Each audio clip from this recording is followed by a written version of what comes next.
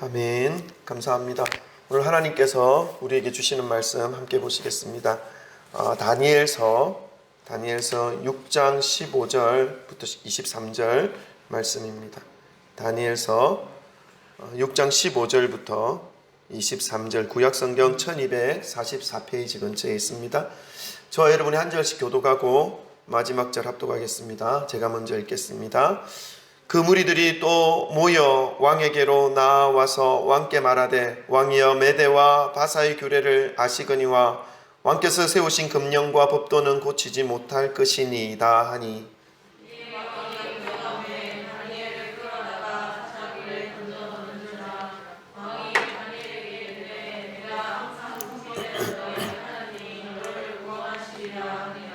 이에 돌을 굴려다가 굴 어귀를 막음에 왕이 그의 도장과 귀족들의 도장으로 봉하였으니 이는 다니엘에 대한 조치를 고치지 못하게 하려 함이었더라.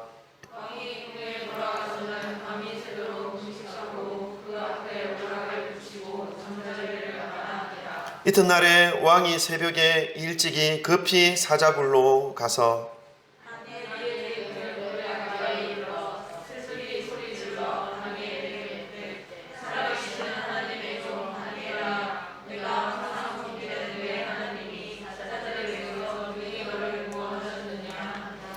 다니엘이 왕에게 아뢰되 왕이여 원하건대 왕은 만수무강하옵소서.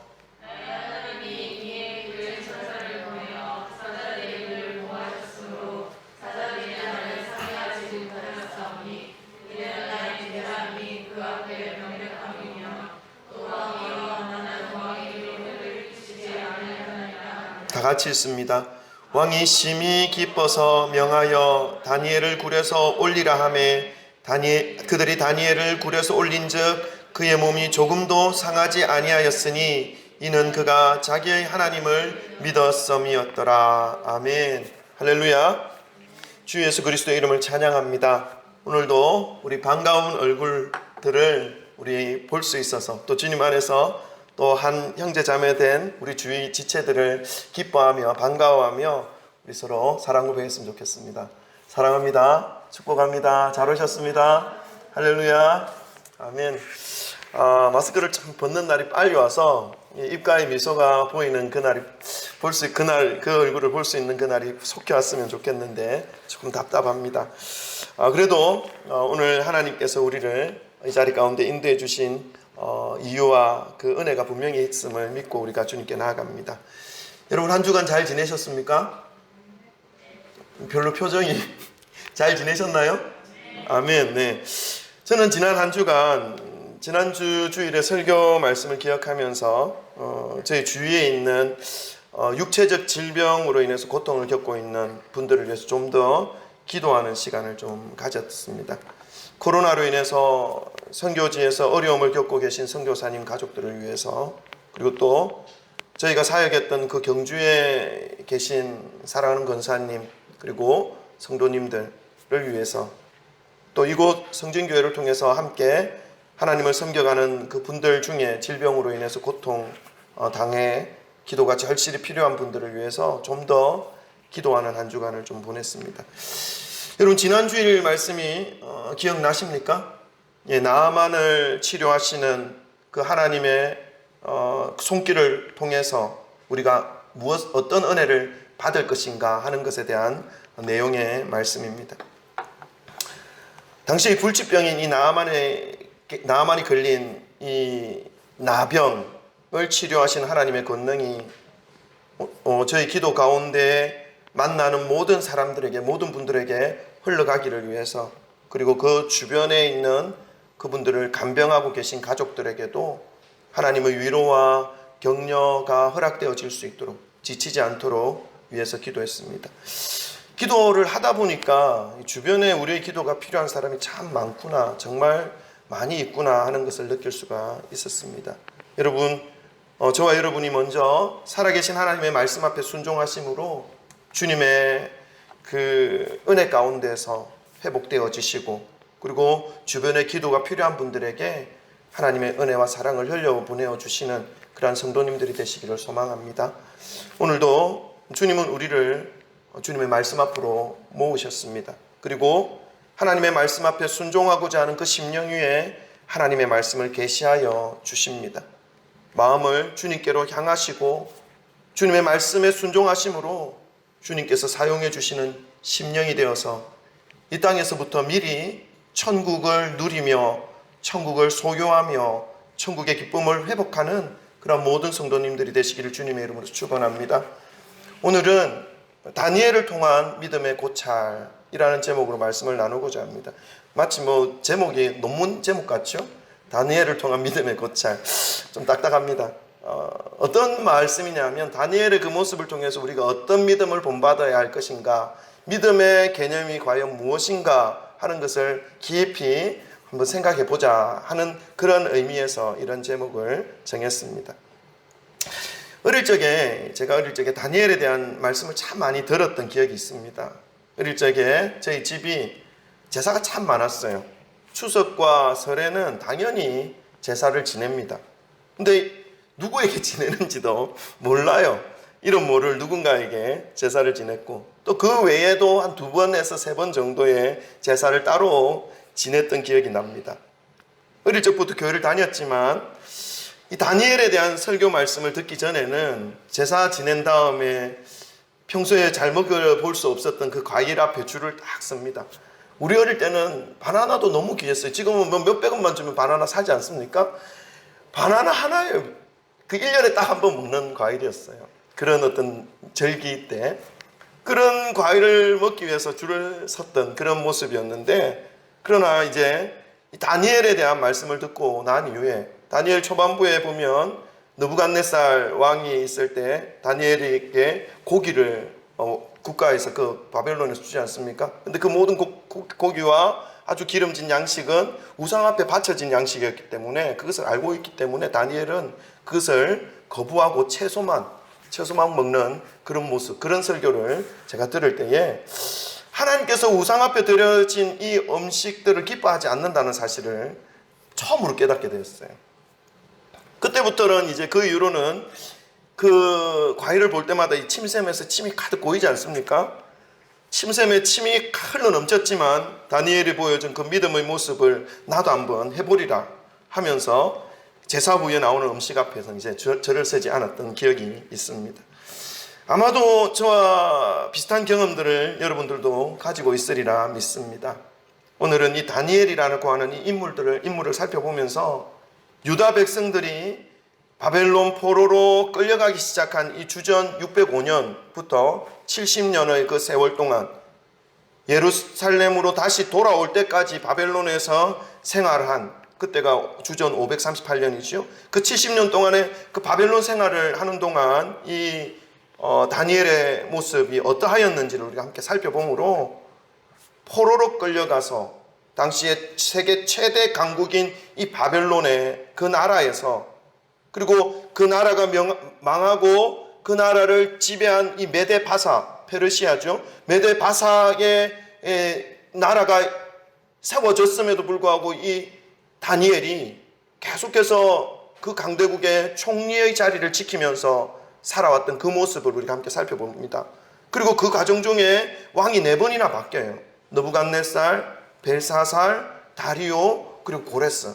이 4번이나 바뀌는 이 왕이 바뀜에도 불구하고 여전히 이 다니엘은 그 나라의 총리의 신분으로 하나님께 영광을 돌리며, 또 믿지 않는 왕과 수없이 많은 백성들에게 하나님의 살아계심을 나타내 보여준 그 다니엘의 모습과 믿음을 보면서 우리가 이 혼탁한 시대, 오늘날에는 그러한 때에 받았던 육체적 고통과 핍박은 없잖아요. 그러나 무엇이 진리인지를 분별해내지 못하는 이러한 세상 가운데 있을 때에 우리가 어떤 모양으로 믿음의 삶을 살아야 할 것인지의 그 기준을 발견할 수 있는 그런 시간으로 우리가 다니엘의 인생을 좀 함께 살펴보기를 원합니다. 어쩌면 오늘날은요, 예수님을 믿는다고 해서 사자굴에 던져지거나 또 감옥에 갇히거나 이렇게 하는 어떤 핍박들은 없습니다. 그러나 어떤 것을 붙잡고 살아가야 하는지, 무엇이 정말 믿음인지를 구분해낼 수 없는 그러한 이 사상과 가치관들이 난무하는 이 세대이기 때문에 오히려 더 영적으로 혼탁한 그런 시대적 상황이라고 저는 보고 있습니다. 이러한 때에 정말 하나님의 영광을 나타내며 주님의 살아계심을 증거할 수 있는 그러한 믿음의 모습이 무엇인지를 말씀으로 오늘 다니엘과 같이 하나님이 기뻐하시는 그러한 삶을 살았던 그 인물들의 그 삶을 보면서 우리의 삶 가운데 믿음을 다시 정립하는 그런 시간으로 가지기를 소망하는 마음으로 말씀을 전하겠습니다. 여러분, 오늘 본문 말씀의 배경은 바벨론에서 이제 하나님의 은혜로 총리로 살아가면서 세 번째로 맞이한 왕 다리오 왕입니다. 다리오 왕 때 일어난 때를 배경으로 하고 있습니다. 바벨론의 포로로 끌려온 이 다니엘이었지만 하나님 앞에서 믿음을 끝까지 붙잡으며 주님의 역사로 이방인이었지만 첫 번째 그 너부갓네살 왕에 의해서 총리가 되었죠. 그 이후에 몇 명의 왕이 바뀌었음에도 불구하고 그 총리의 자리를 변함없이 그 위치에서 살아가고 있었던, 그 위치에서 왕을 위해서, 나라를 위해서 최선을 다하며 믿음으로 섬겼던 다니엘이었다는 것을 우리는 알 수 있습니다. 여러분, 왕이 한번 딱 바뀌면요, 그 왕과 함께 나라를 다스렸던 모든 이 인물들은 바뀌게 되어 있습니다. 제거되어지거나 아니면 물러가야 되거나 이렇게 합니다. 그러나 다니엘은 왕이 4번이나 바뀌었음에도 불구하고 함께 망하지 않았다는 것을 우리는 기억해야 됩니다. 그래서 우리의 인생 속에서도 어떤 환경과 어떤 상황이 바뀐다 하더라도 우리가 하나님 앞에서 존귀한 자로, 하나님이 사용하시는 위대한 자로 세워질 수 있기 위해서 우리는 어떤 믿음을 가져야 할 것인가 하는 것을 말씀을 통해서 우리는 깨달을 수 있는 것이죠. 그러니까 이 다니엘의 모습을 보면서 원래 바벨론의 사람들은 얼마나 다니엘을 미워하겠습니까? 자기 나라 사람도 아니에요. 노예로 끌려왔어요. 포로로 끌려왔어요. 그런데 총리까지 올라왔어요. 근데 나라가 한 번 바뀌고 왕이 4번이나 바뀌어도 그 총리 자리에서 내려올 줄 모르는 거예요. 이 본국의 바벨론의 그 사람들은 이 다니엘을 바라보며 얼마나 미움과 시기와 질투가 많았겠습니까? 여러분, 지금도 정치권들을 한번 보세요. 어떤 누구가 대선 지지율이 1위다 그러면 주위에 얼마나 많은 사람들이 그 사람에 대하여 깎아내리고 그 사람에 대하여 없는 죄 있는 죄 다 털어서 다 덜추어내는지 그런 걸 우리가 보고 있지 않습니까? 이때에 자기 나라 백성도 아니고 포로로 끌려와서 총리까지 올라와서 계속해서 그 자리에 있다라고 생각해 보세요. 얼마나 많은 이 대적자들이 있겠습니까? 주위에 이 다니엘을 끌어내리려고 하고 무너뜨리려고 하고 중상모략하는 그런 세력들이 얼마나 많았겠습니까? 그 정치권 안에서. 자, 근데 이 다리오 왕 때에 다리오 왕은 전국의 이 메대의 나라 바벨론이 망하고 메대 바사가 세워져서 이제 다리오 왕이 들어선 겁니다. 이 메대 바사의 나라를 120명의 지도자를 파견했습니다. 그리고 그 120명의 지도자를 3명의 총리가 나누어서 이제 관리하는 그런 시스템으로 정치를 해 나갔죠. 그런데 그 중에 한 명이 이제 다니엘입니다. 그 3명의 총리 중에 한 명이 다니엘입니다. 다리오 왕에 의해서 세움받은 이 120명 넘는 이 정치 지도자들이 다니엘을 보면서 시기와 질투와 미움과 그런 모함들을 이제 하기 시작하는 것입니다. 그들의 입장, 이 다니엘을 미워하고 시기하는 이 정치 지도자들의 그들의 입장에서 본다면 포로 신분으로 자신의 나라에 끌려와서 총리까지 올라온 이 다니엘이 미움의 대상이었던 것이죠. 눈에 가시처럼 여겨졌던 것이죠. 왕이 지금까지 2번이나 바뀌었는데도 그 자리를 유지하고 있고 무척 기분이 나쁜 것입니다. 그래서 이들이 다리오 왕에게 제의를 합니다. 어떤 제의를 합니까? 우리 오늘 본문 말씀 조금 앞부분인데 6장 6절부터 7절까지 말씀 우리 함께 보시겠습니다. PPT 준비되어 있습니다. 다 같이 읽습니다. 시작. 이에 총리들과 고관들이 모여 왕에게 나아가서 그에게 말하되 다리오 왕이여 만수무강하옵소서. 나라의 모든 총리와 지사와 총독과 법관과 관원이 의논하고 왕에게 한 법률을 세우며 한 금령을 정하실 것을 구하나이다. 왕이여, 그것은 곧 이제부터 30일 동안 누구든지 왕 외에 어떤 신에게나 사람에게 무엇을 구하면 사자굴에 던져 넣기로 한 것이니이다. 아멘. 여러분, 다니엘이 하루에 3번씩 하나님께 기도하고 예배 드리는 것을 알고 있었던 이 다니엘을 제외한 다른 총리들과 고관들이 왕에게 제의를 합니다. 지금부터 30일 동안 왕 외에 다른 어떤 신에게나 다른 사람에게나 무엇을 구하면, 기도하거나 예배하는 그러한 행위를 하게 되면 사자굴로 던져 넣기로, 왕의 그 권력과 왕의 권위를 굳건하게 세울 그러한 율법으로, 금령으로 그것을 제의하고 있는 것입니다. 보기에는 왕권을 더 강력하게 하는 그러한 모습으로 보이지만 이들의 의도는 무엇입니까? 다니엘을 제거하고자 하는 그러한 속셈이 들어있었던 것이죠.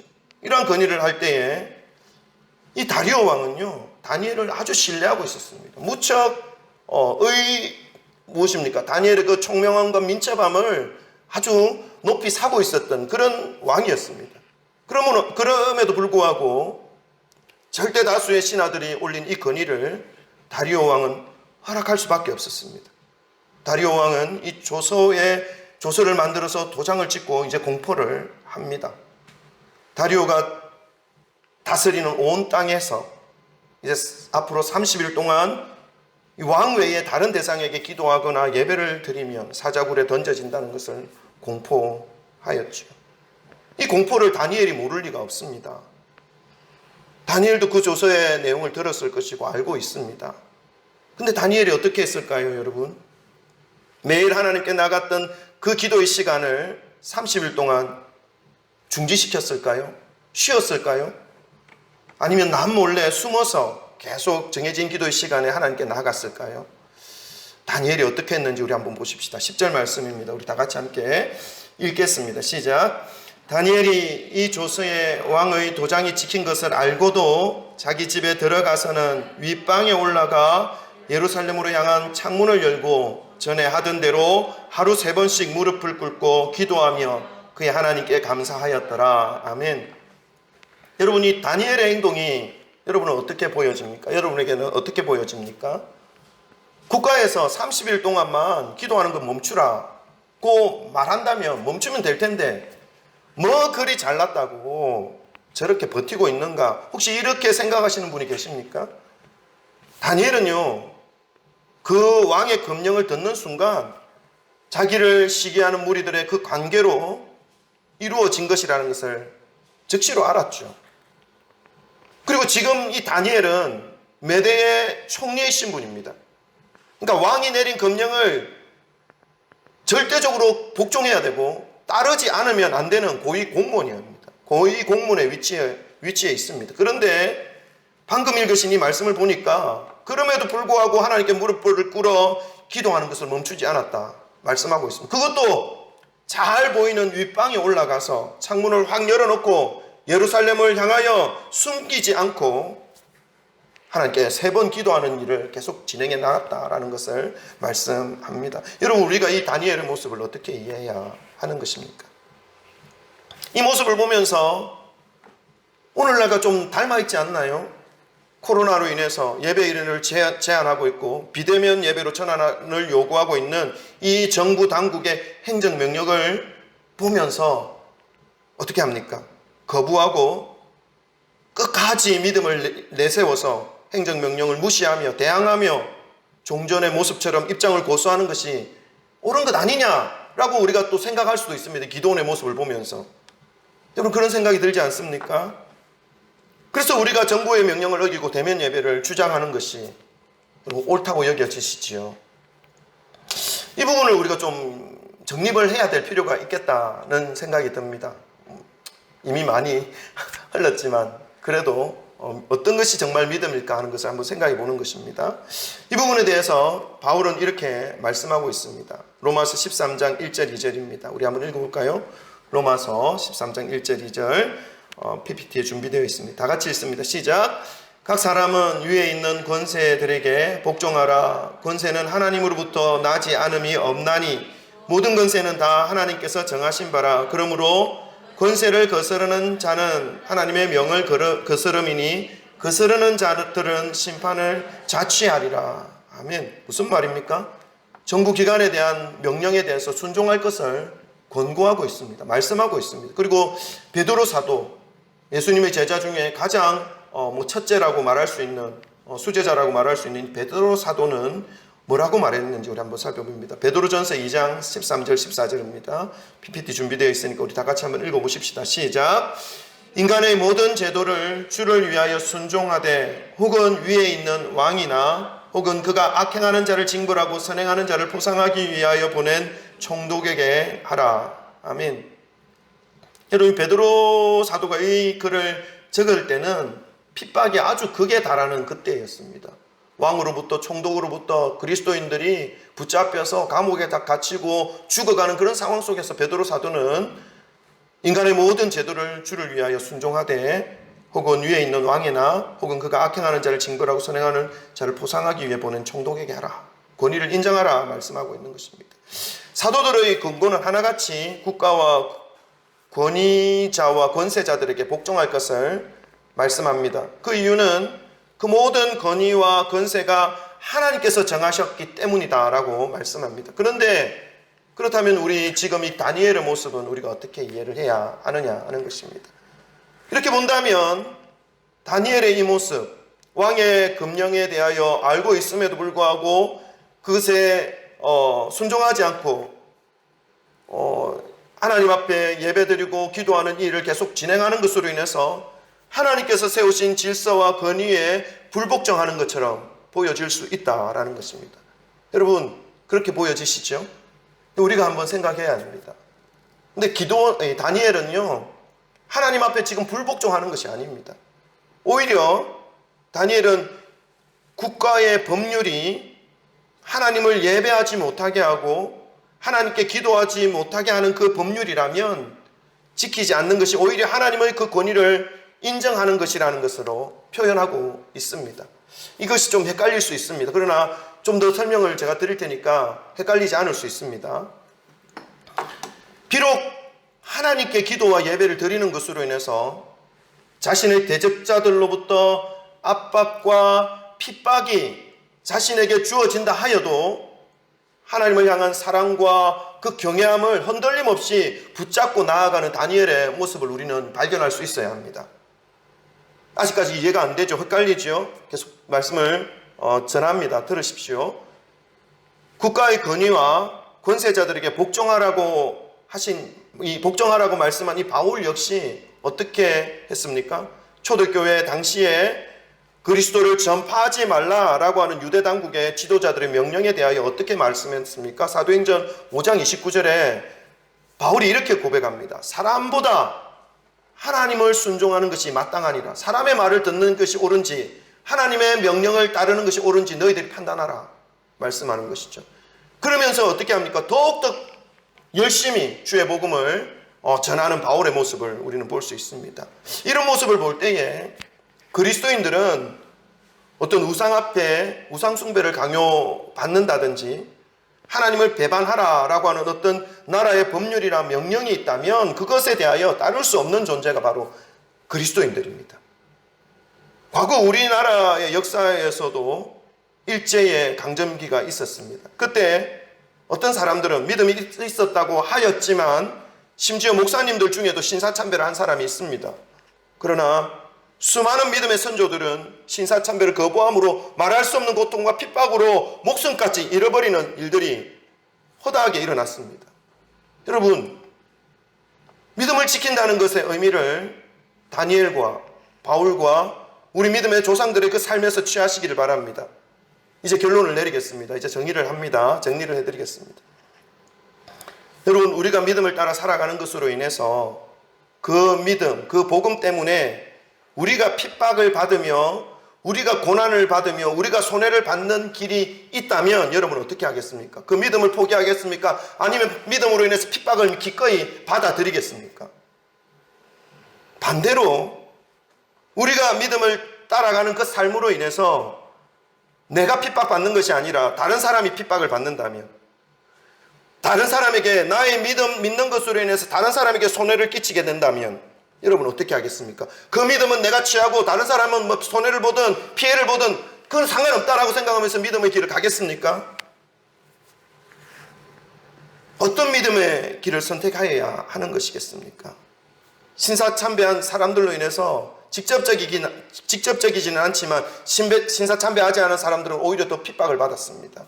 어떤 믿음이 더 바른 믿음입니까? 잘 생각하시기 바랍니다. 믿음을 앞세워서 자신이 핍박받는 것이라면, 자신이 손해를 보는 것이라면, 믿음 때문에 다른 사람의 생명을 위협하고 다른 사람에게 손해를 끼치게 될 수, 다시 말씀을 드립니다. 좀 혼돈되었습니다. 믿음을 앞세워서 자신이 핍박받는 것이 아니라면, 자신이 손해를 보는 것이 아니라면, 믿음 때문에 다른 사람의 생명을 위협하고 손해를 끼치게 될 수 있는 것이라면, 여러분 그 믿음을 우리는 다시 한번 생각해 보아야 합니다. 믿음은요, 기본적으로 우리에게 핍박이 와야 되는 것이 정상적인 것입니다. 성경 말씀을 보세요. 초대교회 성도들이 예루살렘에 모여서 점점 사람들이 모여들기 시작할 때 핍박이 시작됩니다. 그 핍박으로 인해서 예루살렘에서 전 세계로 흩어집니다. 믿음의 사람들이. 근데 이것을 통해서 하나님이 어떤 일을 하십니까? 예루살렘과 유대와 사마리아와 땅끝까지 이르러 내 복음을 전하라 말씀하신 이 복음의 명령을 수행하게 되는, 핍박으로 인해서 복음이 퍼져나가는 그러한 일들을 보게 되는 것입니다. 복음에는 핍박이 있습니다, 여러분. 핍박이 없는 복음은 이상한 복음입니다. 아멘 하십시오. 바리새인들을 보십시오. 바리새인들은요, 자신들의 그 믿음으로 어떻게 합니까? 자신들의 입장과 권위를 굳건히 합니다. 결론적으로 말씀드리면 이 믿음이라는 것을 사용해서 자기를 더 유익하게 만듭니다. 자기를 더 높입니다. 자기의 이익으로 삼습니다. 역사적으로 볼 때 또 우리가 깨달아야 할 것이 하나 있습니다. 십자군 전쟁을 보십시오, 여러분. 십자군 전쟁은 믿음을 앞세워서 나갑니다. 무엇을 하기 위해서요? 믿음의 성지인 예루살렘을 찬탈하기 위해서, 탈취하기 위해서, 무슬림에게 빼앗겨 있는 그 땅을 이 기독교인들이 다시 되찾기 위해서 십자군 전쟁을 합니다. 근데 믿음을 앞세워서 가는데 그 일에 무엇을 하는, 수없이 많은 사람들이 죽어갔습니다. 그 일로 인해서 오히려 복음이 더 퇴락하는 그런 역사가 나타났던, 우리는 역사의 한적을 볼 수 있습니다. 하나님은요, 한 영혼이라도, 그가 믿지 않는 영혼이라 하더라도 멸망 가운데 들어가는 것을 원치 않으십니다. 주께로 돌아오기를 원하시는 것입니다. 살아나기를 원하시는 것입니다. 생명이 흘러가기를 원하시는 것이 하나님의 뜻입니다. 그 믿음이 정말 그리스도를 본받고 따르는 믿음이라면 그 모든 핍박과 손해를 본인이 떠안는 쪽을 선택하는 것이 옳습니다. 그것이 예수 그리스도께서 가신 길이 믿음의 길이라는 것을 우리는 말씀을 통해서 발견할 수 있습니다. 그러나 내가 믿는 그 믿음으로 인해 다른 사람에게 손해가 되고 다른 사람의 생명까지 위협하게 된다면 우리는 조심해야 하고 자중해야 하고 다시 믿음을 되돌아보아야 하는 것입니다. 그래서 오늘날 종교계에서 일어난 많은 말들이 있잖아요. 코로나로 인해서 정부가 교회를 탄압하고 있다. 교회를 말살시키려고 하고 있다. 여러분, 이런 말들이 정말 예수 그리스도를 따르는 믿음에서 나오는 말들인지 되돌아볼 필요가 있다는 것을 말씀드리고 싶습니다. 혹시라도 교회발 확진으로 인해서 한 생명이라도 소중한 생명을 잃어버리게 된다면 그것은 예수님의 모습을 본받아서 살아가는 믿음의 모습이라고 말할 수가 없습니다. 우리는 우리의 믿음 때문에 우리가 손해를 보는 쪽을 선택하는 것이 옳습니다.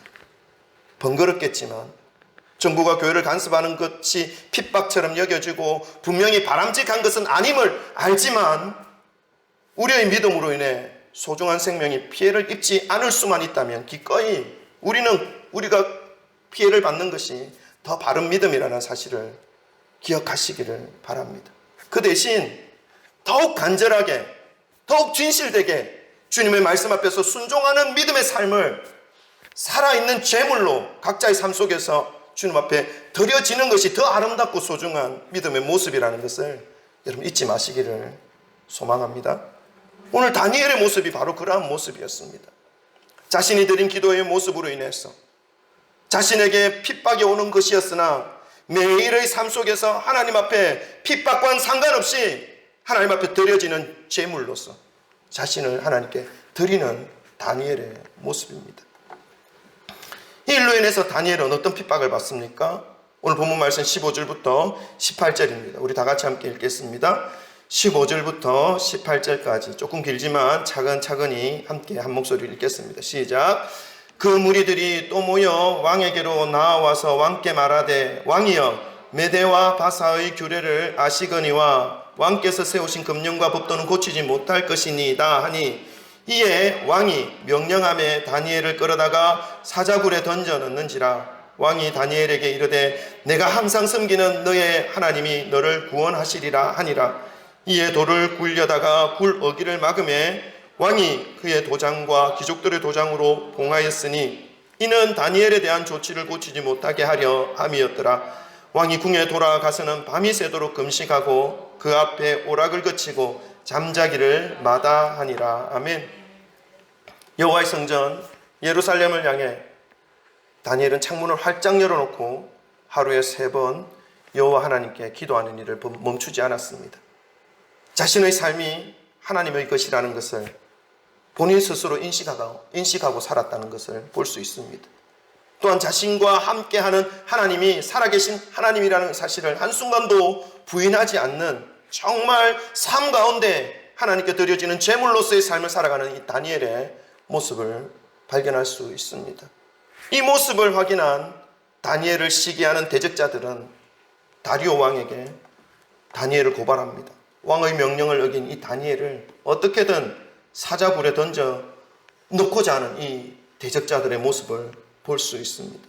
그러나 그 대적자들의 모습과는 반대로 사자굴에 던져지는 것만큼은 피하게 하려고 하는 이 다리오 왕의 숨어있는 마음도 말씀에서 발견할 수가 있습니다. 그러나 어쩔 수 없이 왕이 직접 도장을 찍은 칙령이라는 사실을 그 대적자들은 상기시키면서 반복해서 다니엘을 사자굴에 넣기를 촉구하는 모습을 볼 수 있습니다.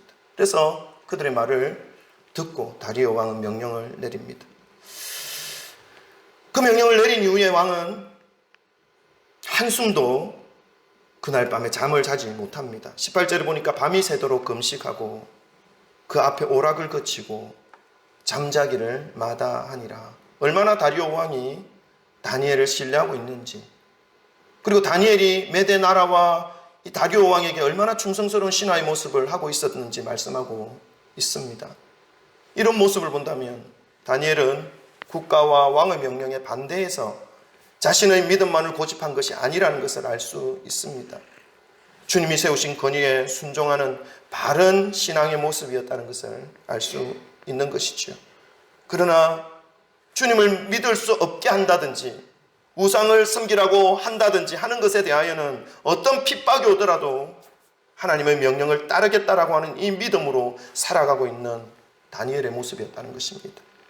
여러분, 하나님께 자신을 드리는 믿음을 가진 것으로 인해서 사자굴에 던져진 다니엘이 어떻게 되었을 것 같으십니까?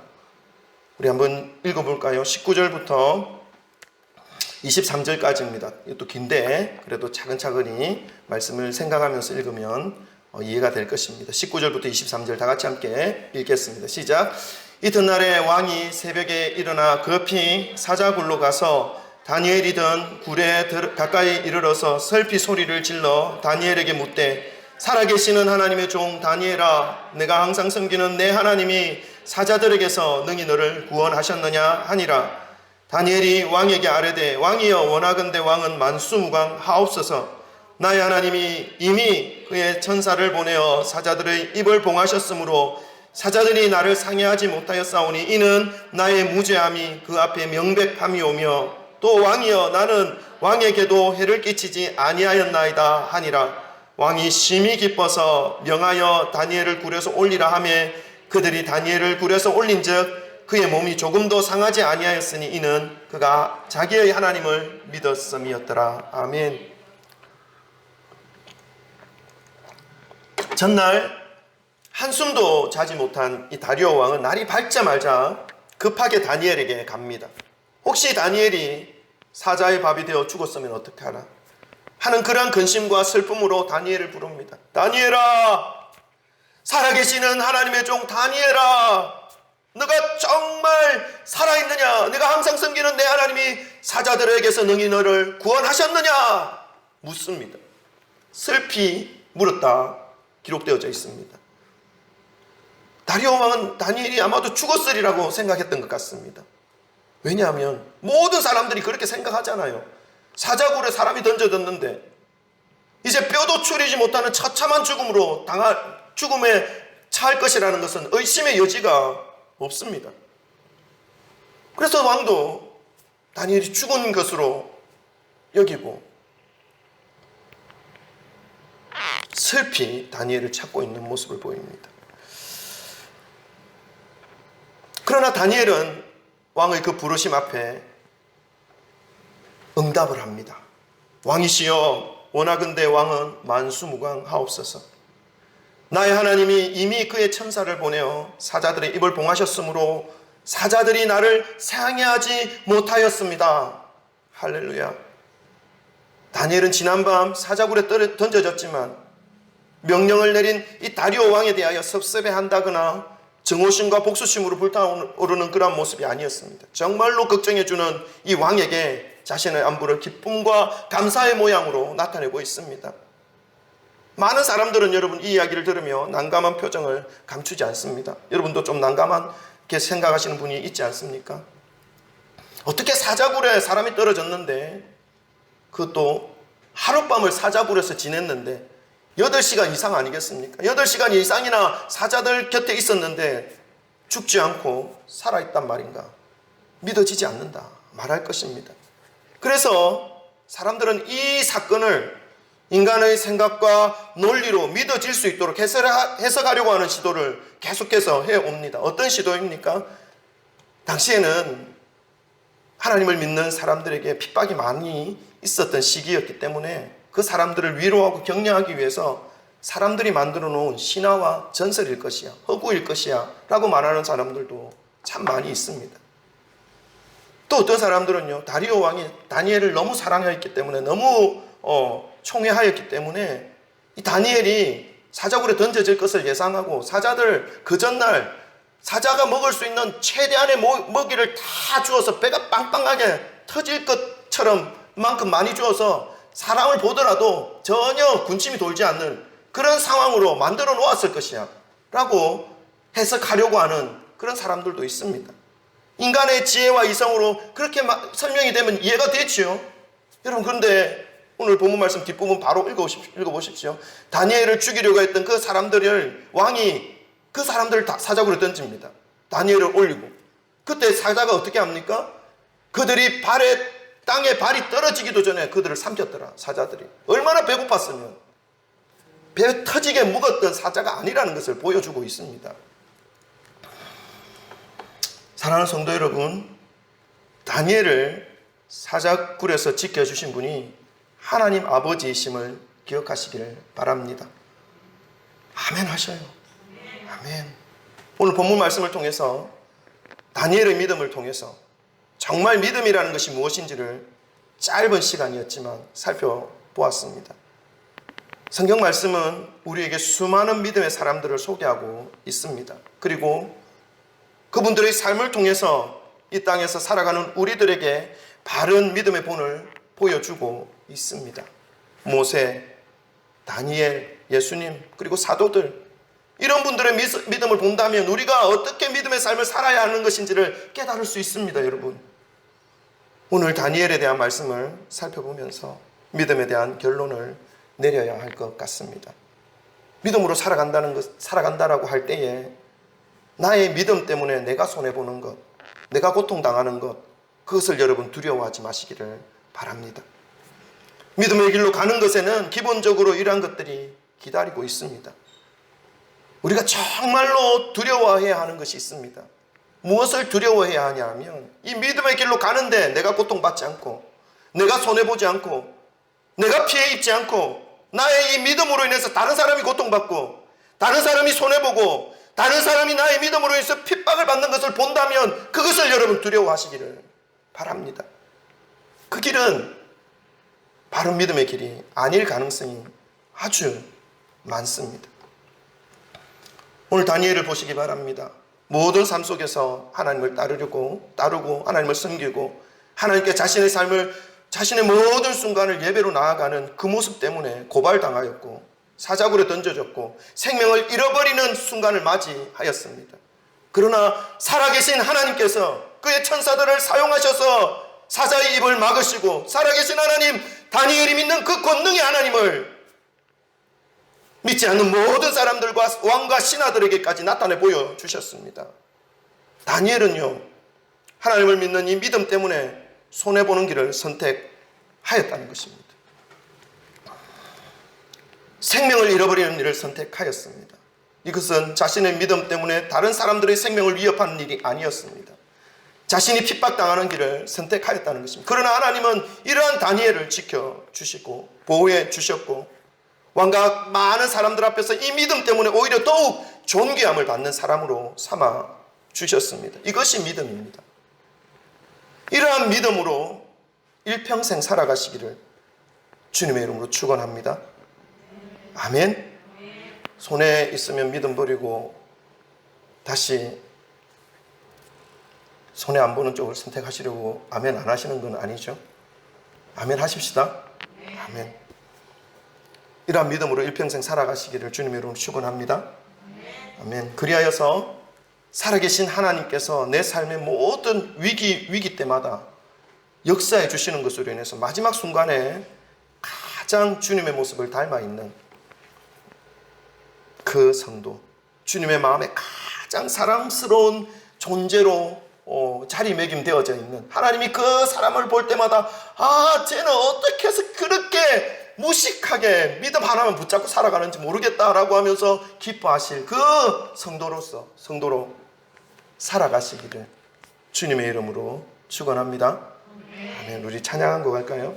하나님의 사랑을 사모하는 자, 우리 이런 삶을 살아가시기를 소망하는 마음으로 주님께 찬양합니다.